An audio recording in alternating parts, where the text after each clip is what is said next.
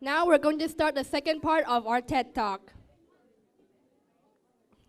But please remember that you can give comments behind the room after the talk, and also, donate for the charity.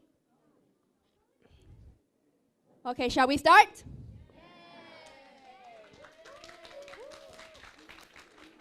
So Lee, I have a question for you. Have you ever done a presentation with your teacher before?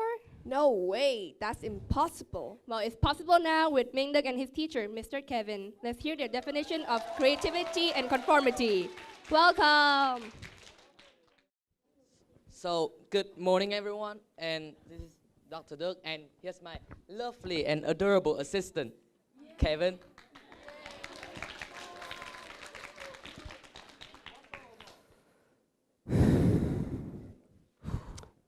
Good morning. It's never easy when a loved one is sick. I know that it's a difficult time for all of us, and we're glad that you're here. But we may have some rather bad news for you. So, we tried everything we could, but our best might not be enough. Your loved one, Miss Creativity, might be rather ill. So, we've performed many and countless tests, and so we come down to one possible diagnosis. It seems that Miss Creativity might have a serious disorder, a bad case of Conformity. Dun, dun, dun. Thank you. Quick question before I begin. Does this make me look like a fat man in a little coat? You look pretty. Thank you. I'm Dr. Cordero, and I'd like to start off with a brief story, if I may.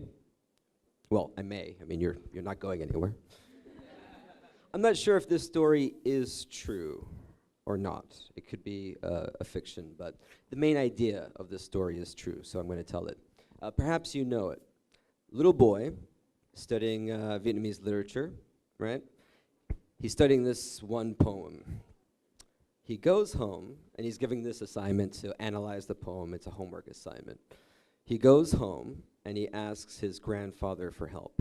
In some versions of the story, I heard it was his father for help. Well, it turns out that, do you know the story? Yeah. Turns out that the grandfather happens to be the guy who wrote the poem, the actual poet. So the grandfather helps him out, right? He's like, oh, here, let me talk you through this. This is what I meant when I wrote this, blah, blah, blah. So the little boy goes back to school, hands his homework into his teacher, and a few days later he gets the feedback, right? He gets his grade. 2 out of 10. The comments were, you clearly did not understand the intention of the author. Your interpretation does not fit the standard interpretation for this poem. I love this story, and regardless of whether it's true or not, its main idea is true. And if our ideas are correct, and if conformity threatens creativity, then I have to ask my amazing colleague here, my boss. That's true. He is the senior doctor. I have to ask my esteemed colleague here, is creativity possibly being threatened? Thank you for the question. You're welcome. Click. Click. Okay.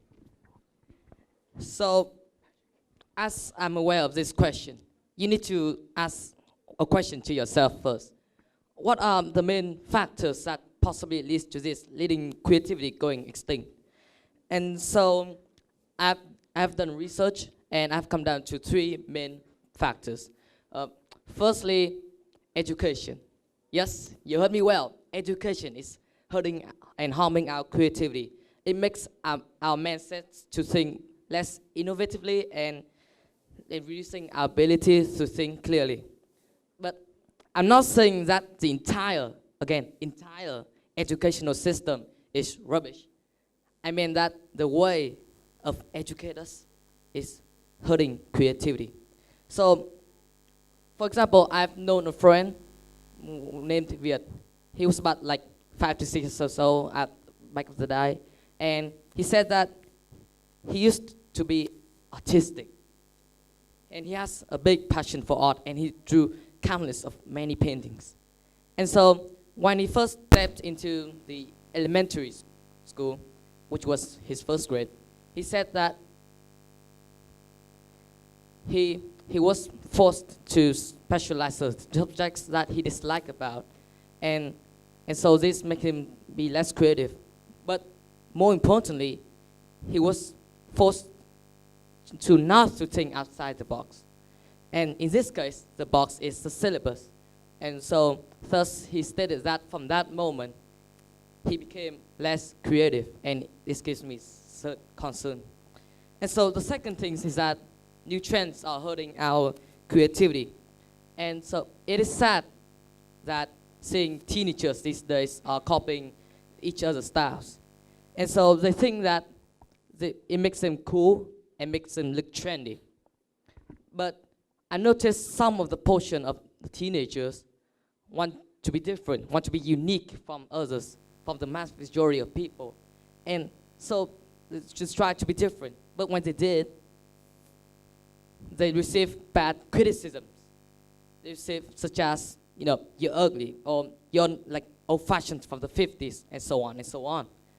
And so, may I ask you this question to yourself, to the audience? Like, imagine you are that kind of person, the kind of person who wants to be different, wants to be unique from the community, who's trying to be conforming. And so, but then again, you receive bad criticisms again. So, what feelings do you tend to develop?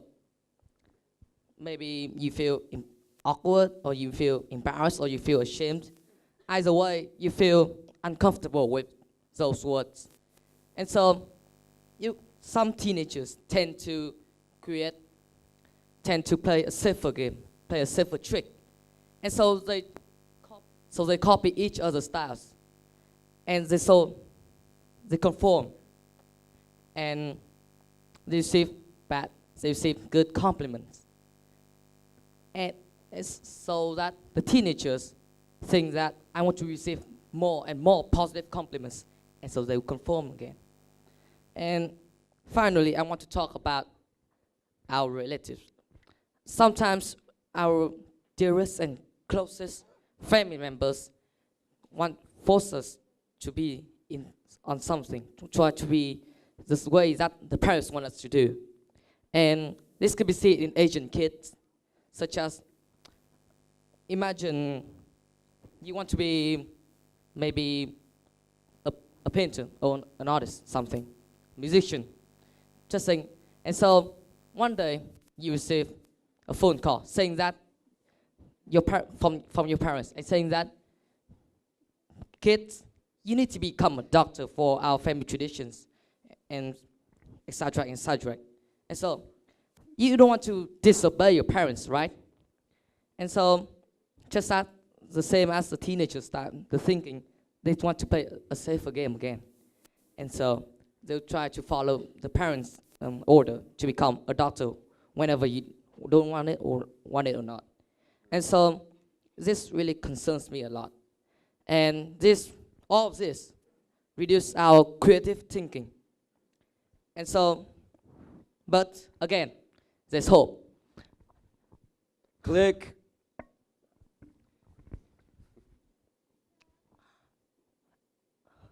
So, to start with, there's a solution for our sick one, with creativity. And so, we need a diversity of people. We need different perspectives and different ideas, opinions, regardless how useful it is or how practical it is. It's considered to be contributed to the community, to our mindset of thinking. And our brain will receive all those different information or opinions.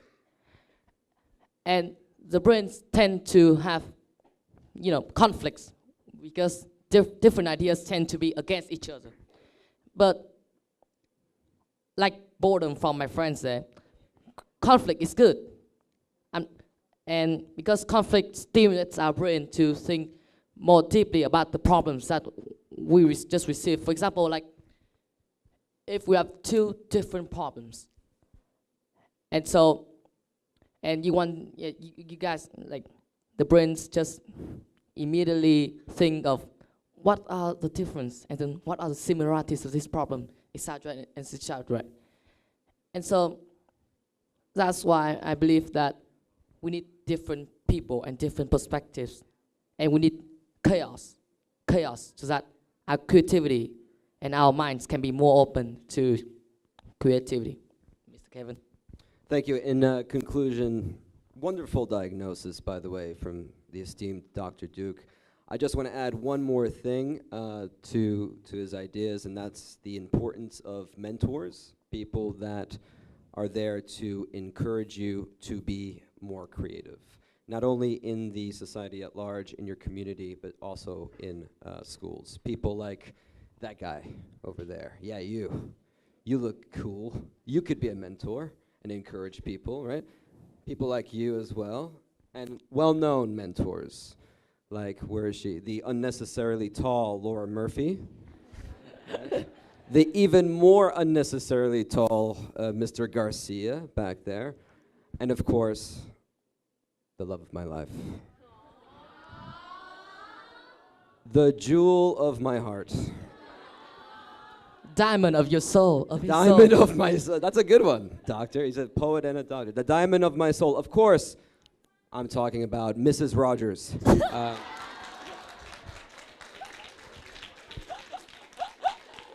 And you thought I was going to say Anya. Where's Mr. Rogers? What's the matter, Justin? Can't handle a little competition? No. So in closing, yes, mentors, people who can inspire, because we have a belief that creativity cannot really be taught. Okay, it has to be completely unleashed, sort of like a beast in a cage. Ladies and gentlemen, thank you so much for your patience and your... Thanks. Well done.